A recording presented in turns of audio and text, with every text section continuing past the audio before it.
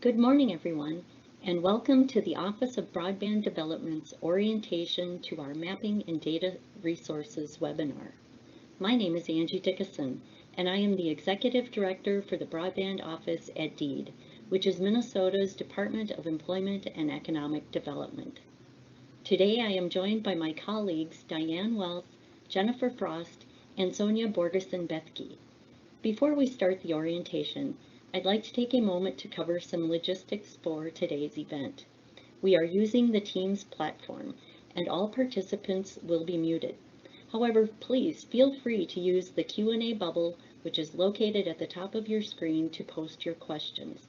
All questions and answers will be compiled into a FAQ and posted on our website in a couple of days, along with a recording of this webinar. So let's get started. The webinar agenda is outlined on this slide. Our goal for today is to provide an overview of the resources available at the Office of Broadband Development, or OBD, to assist communities and providers in planning broadband expansion projects. While we anticipate funding for our border-to-border broadband infrastructure grant program in the next state budget, we must wait for a budget to be signed into law before beginning our formal grant process, at which time we will formally release information about the grant round and timeline. In terms of federal funding, we were encouraged by the release of the broadband-related interim guidance on the American Rescue Plan funds, and are hoping that communities will consider pairing their local rescue plan funding with state border-to-border grant funding if possible. For communities that are interested in conducting their own grant program for broadband initiatives, our team has prepared a grant template and an overview of a process that may work well for local units of government. Now, I'm happy to hand the presentation over to my colleague Diane Wells to discuss Minnesota's broadband mapping history and process. Diane? Thank you, Angie. My part in the webinar will be to explain the background for our broadband mapping program here in Minnesota. Back in 2007, several state legislators saw a presentation on broadband mapping and decided that would be a good idea to implement in Minnesota. In 2008, a law was passed that we contract with a nonprofit organization that has significant experience working with broadband providers to develop GIS maps that displayed levels of service by connection speed and type of technology used. The law also specifically stated that the broadband provider data was non-public data. Those maps were to be prepared no later than February 1st, 2009, and they were. In 2009, ARRA stimulus funding was approved to map broadband across the country. Each state set up a broadband office and determined how it would collect the federally required data for submission to the NTIA for inclusion in the National Broadband Map. Minnesota decided to continue its relationship with its vendor, Connected Nation, over the next 5 years for the collection and submission of that data. As the federal funding for mapping expired, a new law was passed in Minnesota to continue the mapping effort. That law is still in effect today under Minnesota statutes 116J.397. This slide covers the language under which mapping is carried out by our office. As required by law, OBD is to contract with one or more independent organizations that have extensive experience working with Minnesota broadband providers to collect the broadband deployment data. Note that the data continues to be classified as non-public under Minnesota law. There is also no funding specifically provided or designated for mapping, except that funds in the Border-to-Border Broadband Grant Fund can be used to pay for mapping. That means if the grant program is not funded in a year, we still have to allow for mapping expenditures from it, and any money spent on mapping is money that is not awarded for broadband infrastructure grants. Finally, this slide shows the process for the broadband mapping effort. In January and February, Connected Nation solicits and receives from providers updated broadband mapping data that they have that is current as of December 31st of the just prior year. That data generally comes in by a provider's service area, with a few providers submitting address level data and a few others providing the same data they submit to the FCC, which is by census block. The data is processed in March and the interactive map and county PDF maps updated in April. As minor updates, provider data corrections, or consumer community feedback come in from the April updates, those are aggregated for inclusion in what we call a minor data update in October. Over the course of the entire year, we collect feedback from consumers and communities and work with providers and our mapping vendor to correct the maps. And the vendor does complete 3 one-week field validation trips to Minnesota, during which they validate the border-to-border broadband grant projects by driving the routes and conducting speed tests, and also will validate other broadband coverage data where necessary.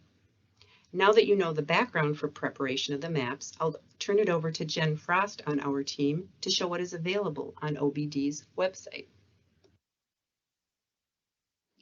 Thanks, Diane. I am Jen Frost, and I'm going to present an orientation and overview of the Minnesota map, Minnesota's interactive broadband map. I've pre-recorded 3 videos to cover 3 main subject areas. The first is navigating to and launching the Minnesota map. The second is going to be using basic in-map tools to interact with the map. And the third is a deeper dive, and we're going to look at map layers, advanced tools, and for those that are GIS savvy, downloads and uploads as a way to interact with our interactive broadband map. So the first thing I'm going to do for this presentation is quickly show you how to navigate to the Office of Broadband Development's Maps and Data page. Starting from the DEED homepage, which is mn.gov/DEED, we're going to go down to For Government. In the drop-down, we're going to select the Office of Broadband Development. That's taking us to the Office of Broadband Development homepage. From here, we can use the left content menu and select Maps and Data. Now, the Maps and Data page is pretty much the gateway to all of our broadband maps. We can see we've got general maps, county maps, tribal maps, and data. This is also going to be the location where we post the recording of today's webinar. So if you want to rewatch something, be sure to come back to the Office of Broadband and Development Maps and Data page. Now, to get to the interactive map, we're going to go to General Maps, and we're going to see a list of our maps. And at the very top is the interactive map and our Minnesota maps. Let's go. And when you launch this, you're going to see that one of the tools is already engaged by default. And that is the Locate Providers by Address tool. We're going to come back to this, but to start the tutorial, I want to focus on the basic use of the navigational tools. All right, we've just launched the interactive Minnesota broadband map, and we still have the default tool Locate Provider by Address up. Let's go ahead and close that by using the upper right-hand little X. Now, the first thing we're going to notice about the map is that we can see the whole state of Minnesota and it's highlighted. The next thing we'll notice is that there's a lot of information to the left and to the bottom of the map. We're going to cover all of that, but first, let's get familiar with the navigational tools within the map. The first thing we're going to want to do is zoom into the map. We can use the plus button to zoom in, and we can use the minus button to zoom out. We can also use a double click of the mouse to zoom in, or we can use our scroll wheel on our mouse to zoom in and out of the map. To move around in the map, we're just going to do a click and pull. So that's a left click with our mouse, and we can drag or pan around the map and explore different areas. Now, if we ever want to get back to that main view, we're going to come over to our home button. That button is going to return us to the view that we started at, that default view with the whole state of Minnesota showing. The arrows below that are going to take you to the previous view or the next view. So if we go ahead and hit this left arrow to go to the previous view, we're going to go right back into the map. Now up on top, we're going to go back to our Locate Provider by Address tool. Let's click it. Hello, little tool. There we go. So again, this is going to help us locate providers by address that are reporting service levels of at least 10 megabits per second down and 1 megabit per second up. Now we can find these providers by address 3 ways. We can enter in an address, we can search by current location, or we can drop a pin. Let's go ahead and start and enter just a generic address. Let's do 200 Oak Street. I'm going to try and force it here to find Minnesota. Let's see. Redwood Falls. Let's go there. So we've just typed in 200 East Oak Street, Redwood Falls, Minnesota. And what the map's done is it's dropped a marker, it's zoomed into the location, and it's also provided us with a list of providers that are offering service of at least that 10 meg down, 1 meg up. So we can go through this list, and if we find a provider service we're interested in, we can go ahead and click on the provider name, and that's going to take us to an external website where we can find more information about the service. Now, I encourage you to not rely just on this list and say, aha, it says I can get a gig of service. You definitely want to verify with the provider. The data that we get is directly from the providers, but in some cases it's also from the FCC in an aggregate form. Some of the technology can also be distance sensitive. So you want to verify if you're looking at service that you can actually get it from the provider of your choice. Now the next way we can use this tool, we'll hit the reset button here, is the My Current Location tool. Now this tool is going to use the closest location to your location based on your ISP provider. Now this tool can return some goofy results. Right now I'm in Western Minnesota, but if I use this tool, because I'm on a VPN network, it's going to say that I'm in the Twin Cities. So I'm not going to demonstrate this tool. The last tool is the drop a point on a map. So if you're interested somewhere on the map to say, hey, I wonder what the providers are over in, let's find an area, Olivia. So let's go ahead and drop a pin in Olivia. Dropped. And again, the map's going to place a marker, zoom into the area, and work on providing us a list of providers. So we can go ahead and see those providers. And again, if we're interested in any of this service, we can go ahead and click on the company and learn more about what exactly can be provided at this location. So let's go ahead and close out the Locate Providers by Address tool and move on to the next tool. That's this 4 square button, is the base map gallery. Now there may be times when you want to change the appearance of the map. You might be working with a lot of layers, and so you want to use a palette that's a little more plain to be able to see those. You could also be looking for more detail than the street view. The imagery hybrid layer is a good choice, and that just allows you to see a little bit more as you're working within the map. For this presentation, we're going to go back to the streets view, and that is the default view for the interactive Minnesota map. The next tool has a little paint palette, and that's the draw tool. You can draw on the map. You can add text on the map. You could add points or markers on the map or shapes on the map. We're going to come back to this tool because this tool is unique in that it creates a layer. So we're going to introduce layers before we use this tool. We also can do some measuring on the map. So if we click on the little ruler, there's 3 types of measurements we can do. We can do an area measurement, a point-to-point distance measurement, or we can drop a pin on the map and find the latitude and longitude of a particular point. So let's go ahead and do that one. Say I want to find the lat and long right here. I'm going to drop that, and it's going to come back on that gray marker. Green marker. So let's clear that. And then let's go to the point to point.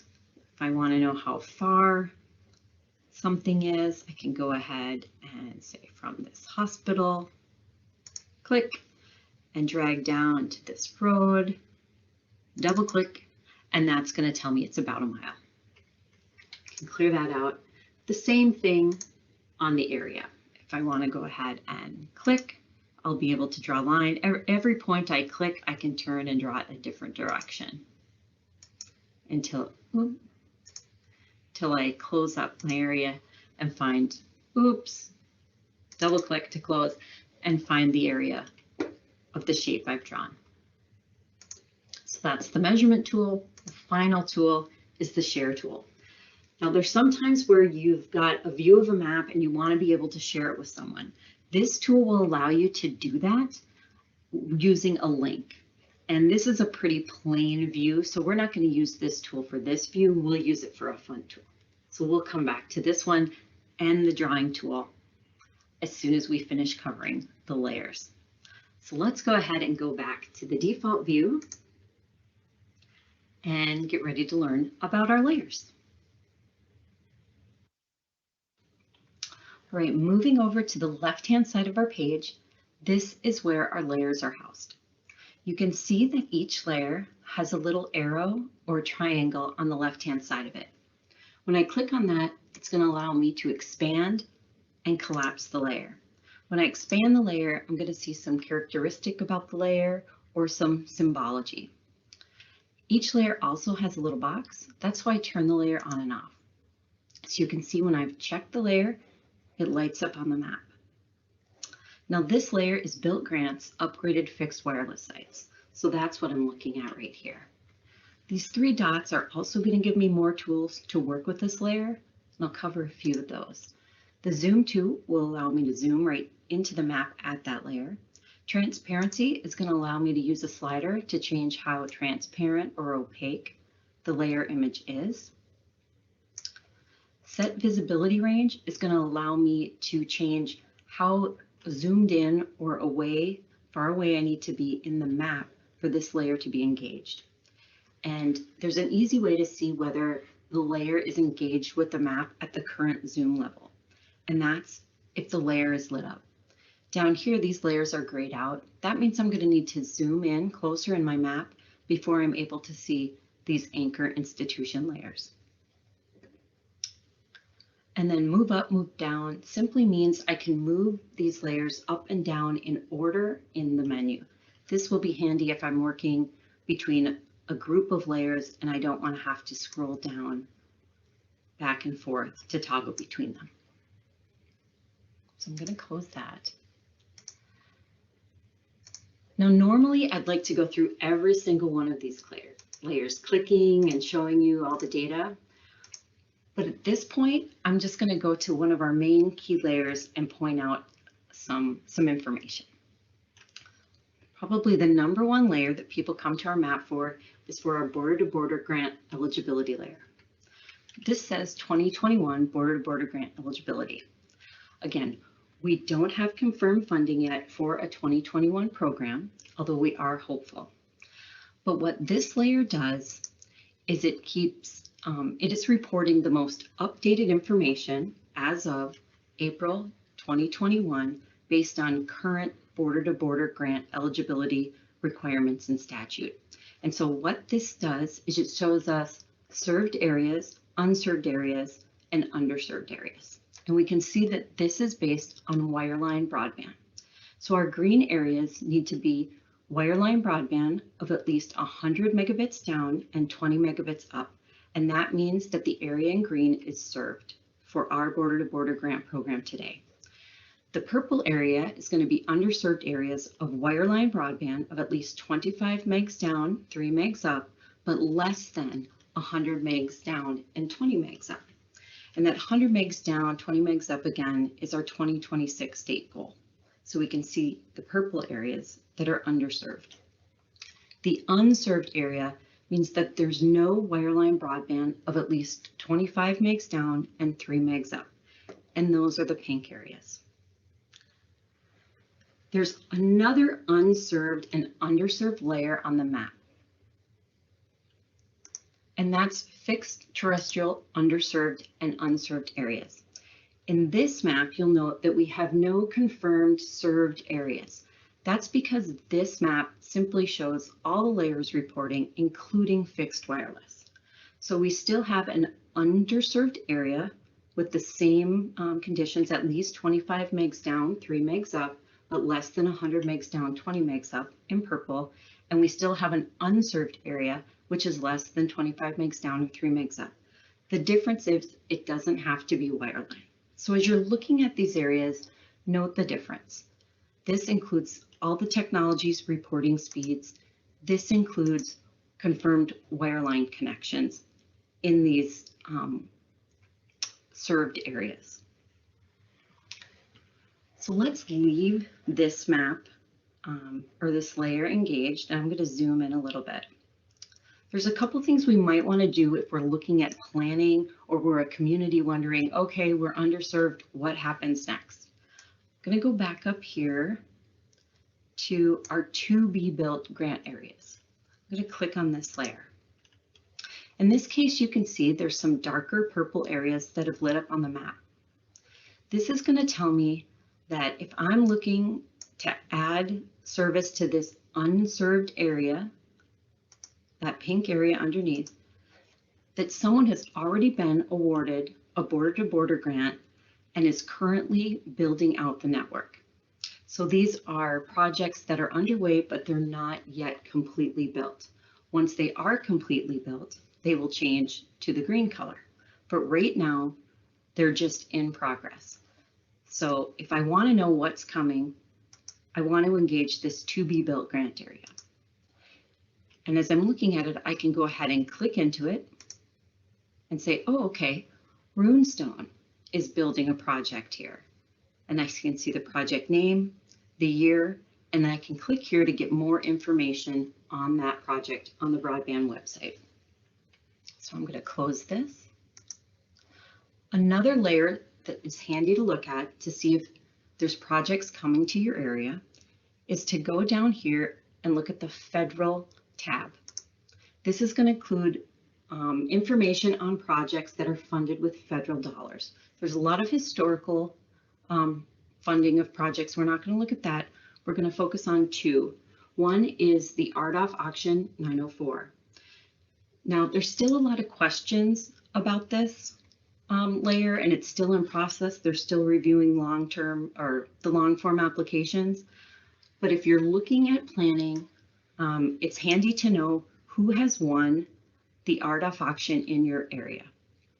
So I may come up here and say, hey, I'm looking to do a project in this area. It looks like somebody won the RDOF auction. That's shaded in this brown. I'm going to click here and find out that the winner of the auction was LTD and that they've bid low latency gigabit for this area.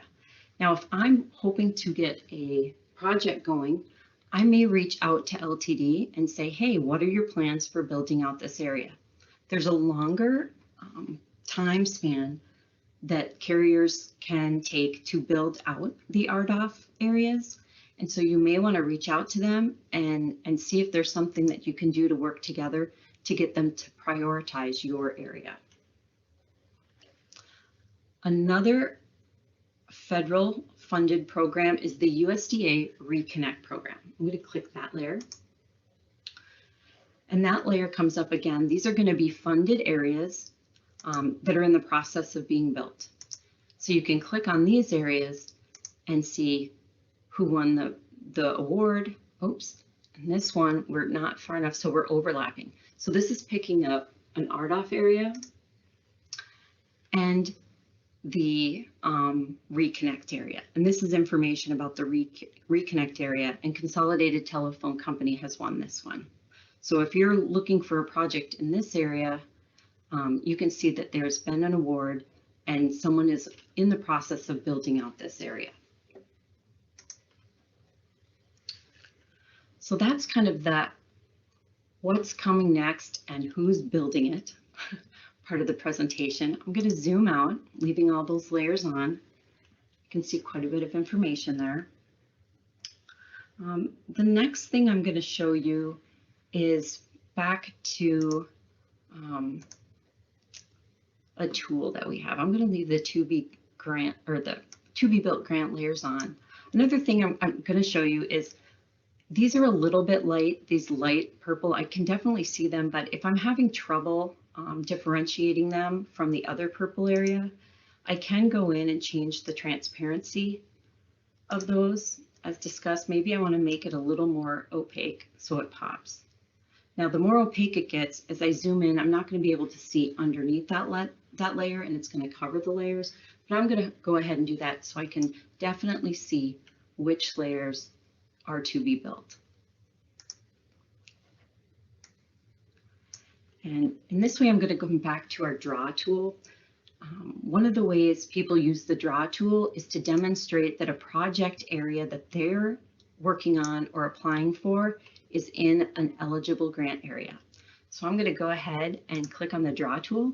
Now I can place a point, I can place a shape, I can do text. In this case, I'm just going to use this freehand polyline tool to draw an area. And I'm going to say that this is the area I want to do a project.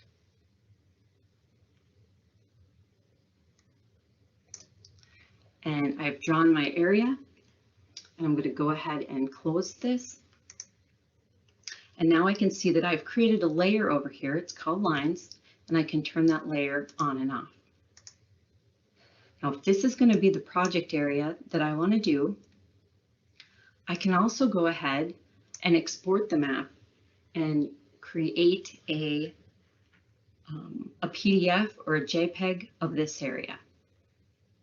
So I'm going to come down here and go to export. It's going to allow me to print. I can choose the format, the layout. I'm going to go ahead and leave it at the default PDF.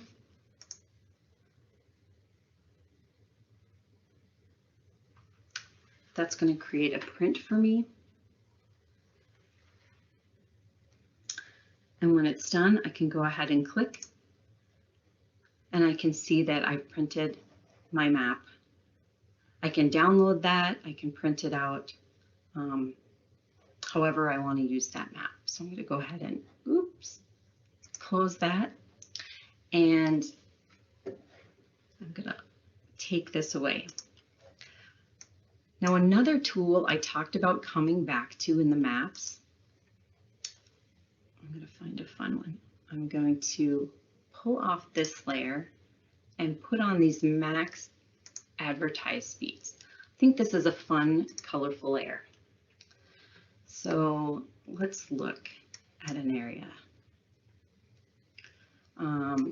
See, we've got Hill City. And this area, it's really hard to see maybe in the, this is a layer, so this may be one that I go to my base map gallery and change to a more neutral kind of base map background. Okay, so now I can see clearly with the legend which areas we're talking about with this map. And maybe I've got this Hill City area and I want to share it with someone and say, hey, this is what I was talking about. There's advertised speeds of 10 meg right where you are. So I'm going to go ahead and use the share. And I can email or share via social media a link to this page. But first I'm going to go to my link options and make sure that I've got my layer visibility the same. And it's going to show the current map extent, which is the current view. And now because I've checked this, it's going to remember the layers that I've checked. So I'll go ahead and go back, and I'm not going to email anyone, but I'm just going to Control C to copy this link and paste it and go to it. And so we should be able to see that that same view is going to come up to someone that I send this link to. Of course, the default tool still comes up, and let's go back and look at that. And okay, it does show the same view, our Hill City view, but it didn't change the base map gallery. So I don't believe there is an option for that. But when I'm sending this to my friend in Hill City, I may just say, hey, by the way, change the base map gallery to dark gray. It looks prettier. But that's a way we can share information that we're looking at on the map and let someone else look at the exact same thing in the map and not just in a print. There's a couple more tools. Why don't we go ahead and finish those out? The query tool. So the query tool, again, is going to allow us to create a layer on the map similar to the drawing tool. And this is when we want to query information about something and a place.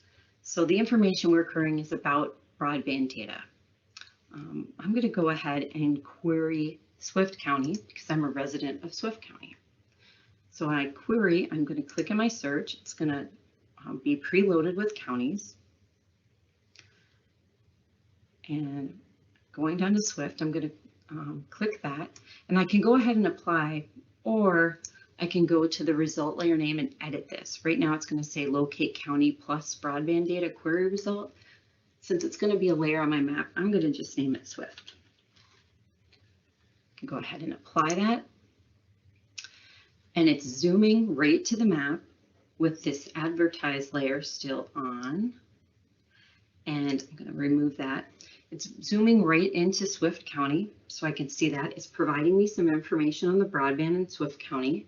And if I click here, it's going to provide me a pop-up with that broadband information. So this is handy. You can see it's going to provide it on every layer tray at the very top, my new layer. So I'm going to go ahead and close this. Let's see. There's so much to show. I'm going to run through and note all of the layers real quick. Remove Swift. Our access layer has all of the layers that deal with kind of broadband, the speeds, the border-to-border grant program. We have, pull out here, we have our telecommuter forward communities. Something interested, we have just the speeds reported. So we're going to have 1 gig download upload, 100 meg by 20, which is that state goal, and 25 by 3, which is the federal goal, or excuse me, the federal definition and our 2022 goal.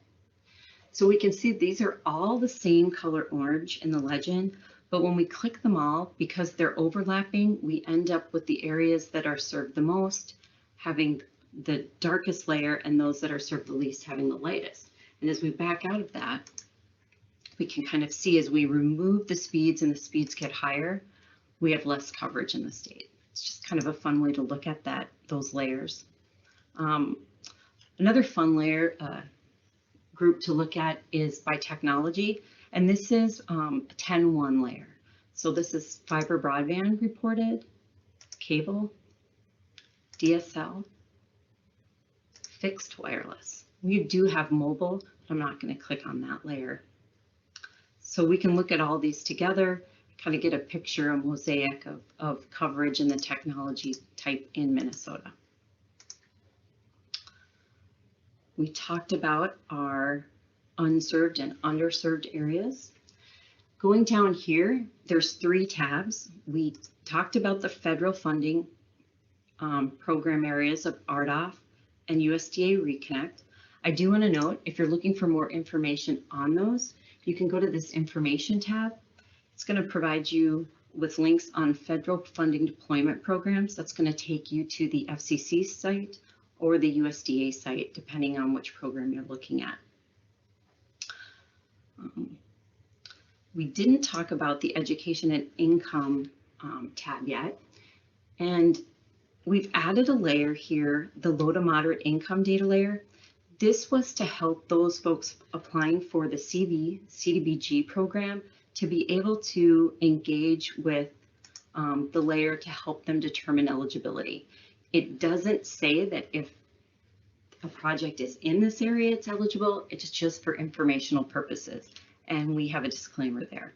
If you are working on an application for this program, make sure you contact the Small Cities team with questions because they're going to be able to answer them. We are not. In the education and income tab, we also have information on low income areas and education areas, high school diplomas, residents with bachelor's degrees, etc. Going back to the anchor institutions, we're going to need to zoom in here to engage these letters. They'll start to light up as I get closer. And so you can go ahead and see we've got schools.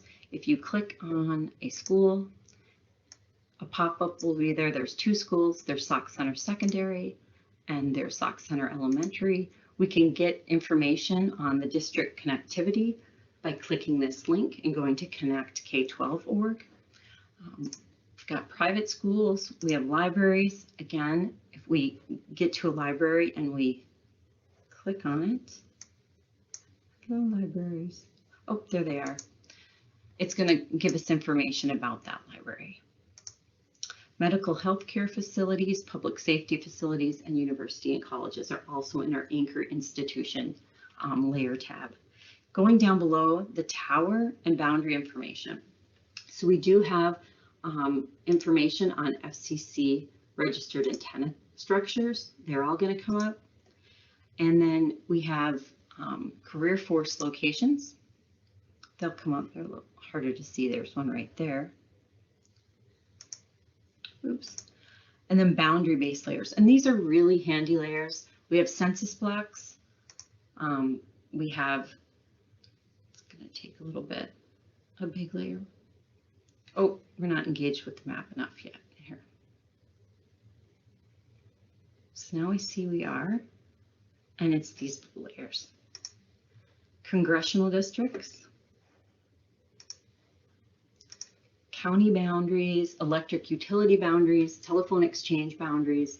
We have house districts, Indian reservations, opportunity zones. If you wanted to overlook those, use those as a layer. School districts, school district clusters, Senate districts, townships, and cities. Workforce development areas, population density as well. So there's lots of layers here that you can get into and explore, and I encourage you to do that. Going back to this bottom information tab, there's also information and links on adoption of broadband that you can look into, and there's some information on the map. The broadband data has been updated on April 1st, 2021. Layers exclude mobile and satellite services unless noted. You can provide feedback here on the map if you see something and you want to click and leave us a message, or you can just contact us right at the deed email or give us a call. And updates to this map will occur on October 31st, 2021. That's when we do minor updates. The big update is done in the spring, and we do corrections and minor updates in October.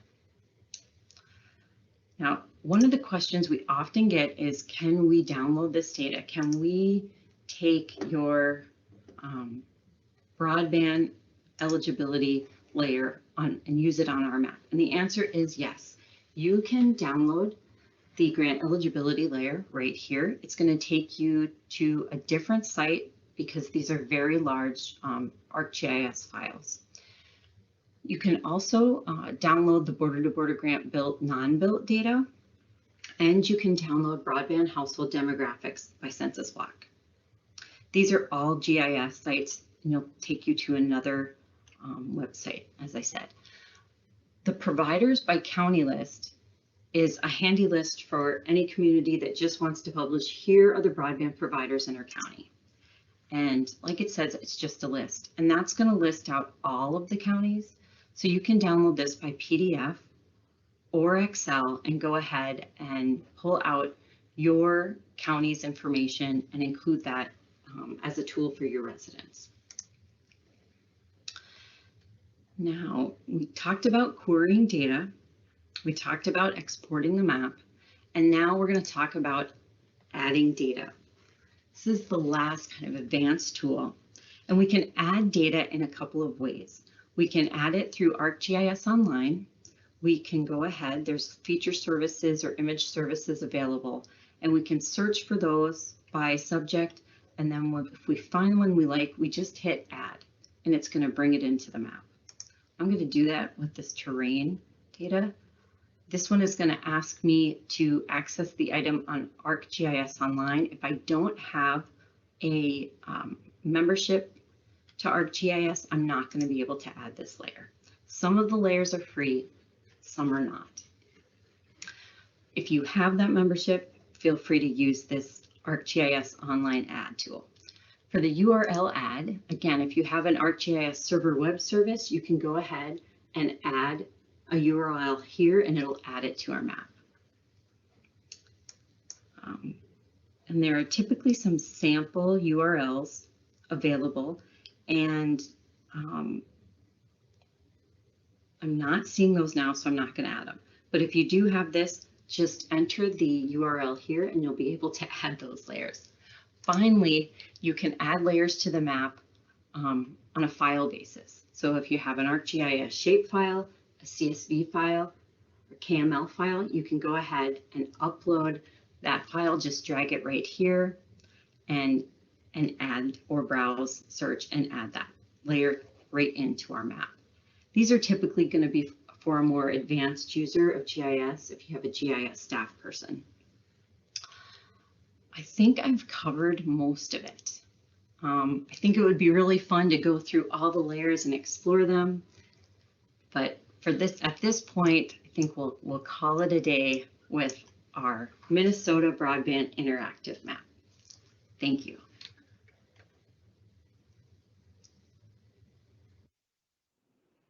Thank you, Jen. That was great.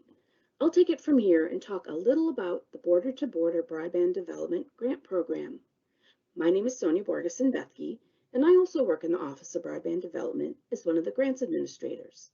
As you may know, the Office of Broadband Development, which I'll refer to as OBD, has awarded border-to-border grants in 6 of the past 7 years.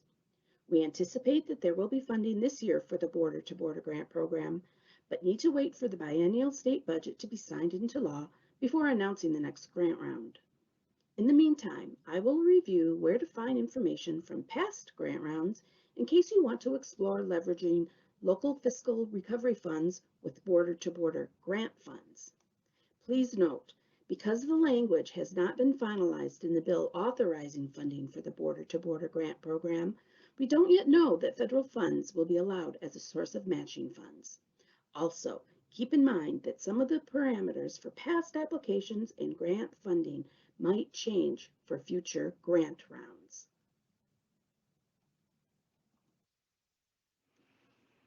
Here's a screenshot of the OBD website. You'll see that there is a link to the Border-to-Border Grant Program page in the menu on the left-hand side, as well as a link on the far right in the first row of options. On the Border-to-Border Grant Program webpage, there are tabs for information regarding past grant rounds. As previously mentioned, the guidance for the grant program may be revised based on any legislative changes.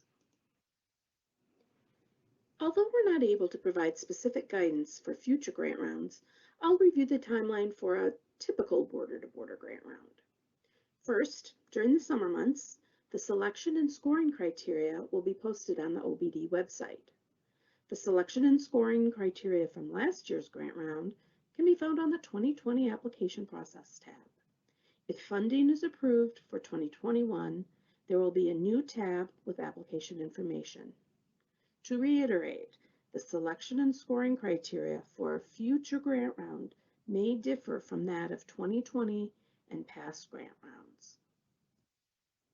30 days after the selection and scoring criteria are published, the grant application and instructions will be posted. Shortly after the application period opens, a webinar will be presented, providing guidance for prospective applicants. The typical application window is a period of approximately 10 weeks. However, pre-application outreach to existing broadband service providers must be completed at least 6 weeks prior to the application filing deadline. As required by statute, all existing wireline providers in the proposed project service area must be notified by the applicant of the intent to submit a border-to-border grant application. Once the timeline for a specific grant round is announced, it's imperative for applicants to plan their application submissions accordingly. applications need to be submitted by the published deadline, but no earlier than 6 weeks after notifying existing providers. The application deadline for the Border-to-Border Grant Program is typically during the fall months. As explained in the previous slide, applicants need to be cognizant of the pre-application deadline as well. 3 days after the application period closes, OBD will post on its website the proposed project area and proposed broadband service speeds for each of the applications received by the deadline. Once the proposed project areas and proposed broadband service speeds for applications are posted, a 30-day challenge period opens. Per statute, an existing broadband service provider may challenge an application if the challenger currently provides or has begun construction to provide broadband service at speeds that meet state speed goals in the proposed project service area, or the challenger commits to complete construction of broadband infrastructure and provide broadband service in the proposed project service area at speeds that meet state speed goals within 18 months from the date of border-to-border grant awards. More information regarding the challenge process can be found on the award tabs for previous rounds. Applications are reviewed and scored by OBD staff using the posted selection and scoring criteria. If border-to-border grant funding is approved for 2021, there will be a new tab on the OBD website with the 2021 selection and scoring criteria, which may differ from that of past grant rounds. OBD staff make their funding recommendations to the Commissioner of Deed, typically at the end of the calendar year.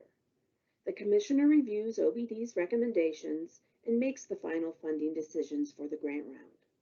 The border-to-border grant awards are typically announced at the beginning of the new calendar year. Once applicants selected for funding are notified, OBD initiates the contracting process.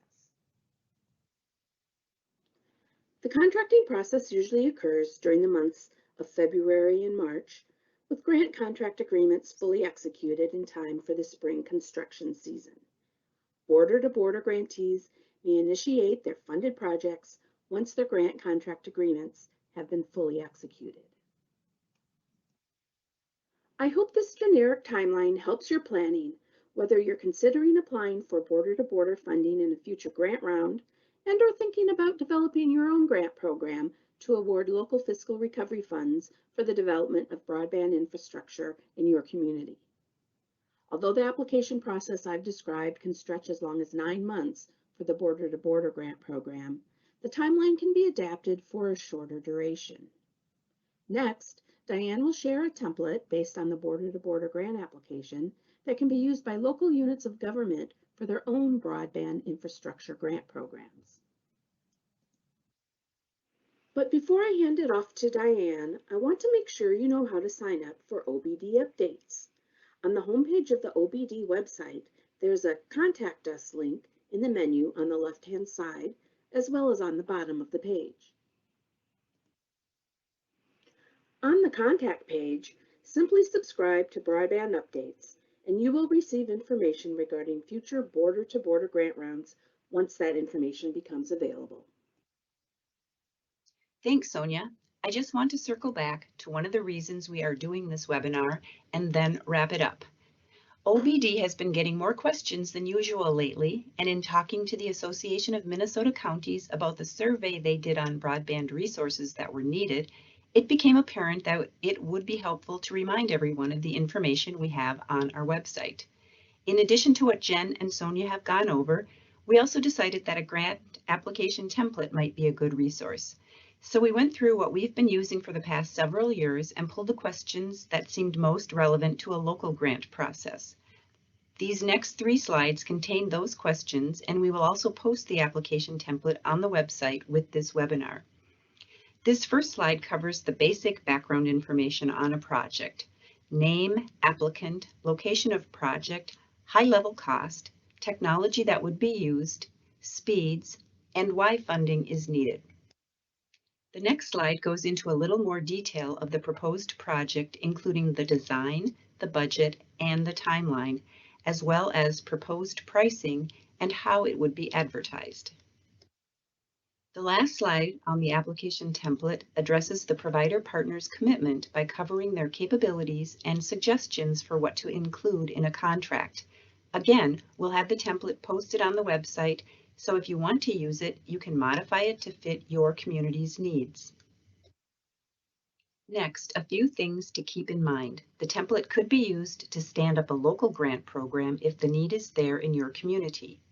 The template could also be used to identify projects a provider might be interested in pursuing in your community, or a local government could use its GIS capabilities and its own local data combined with what is available on the OBD website to identify areas where it would like to pursue a project and see if there is any interest by a provider to do so.